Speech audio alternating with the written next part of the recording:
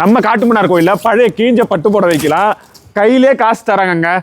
பட்டு புடவை கீஞ்சி இருந்தாலும் பரவாயில்ல, பழைய பட்டு புடவையா இருந்தாலும் பரவாயில்ல, கை நிறைய காசு தராங்க. எங்கன்னு பாத்தீங்கன்னா நம்ம காட்டுமன்னார் கோயில் பிடிஎஸ் திருமண மகால்ல தான். இந்த கட்டப்பையில உள்ள புடவை எவ்வளவு போகும்னு பாருங்க. இதை பார்த்து சொல்றேண்ணே,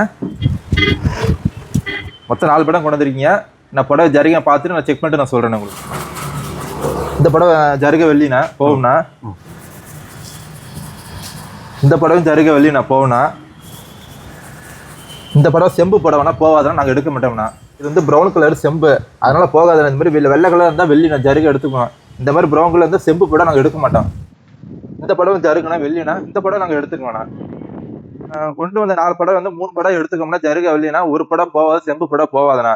நீ கொண்டு வந்த 3 படவைக்கு நான் எவ்வளோ ரேட்டு நான் சொல்லிடுறேன். இப்போ நான் சிங்கிள் பார்டர்னா அதனால ஜருகை கம்மி, அதனால இந்த படம் வந்து பார்த்தீங்கன்னா ஒரு 5000 போகணா.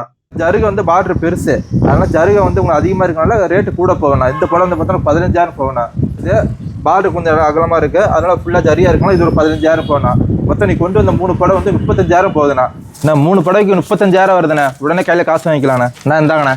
நாங்கள் பழைய பட்டு புடவை எடுக்கிறோம். பழைய கிழிந்த பட்டு புடவை எப்படி கிழிஞ்சிருந்தாலும் நாங்கள் எடுத்துக்கிறோம். எங்களுக்கு மெயின் வந்து ஜருகை தான் எங்களுக்கு மெயின். புடவை முக்கியம், ஜருகை பார்டர் எப்படி இருக்கோ அதை நாங்கள் பார்த்து எடுத்துக்கிறோம். அது மட்டும் இல்லாமல் பழைய கிழிந்த ரூபாய் நோட்டுகள் எப்படி கிழிஞ்சாலும் எடுக்கும். 2000 ரூபாய் நோட்டுகள் வாங்கப்படும்.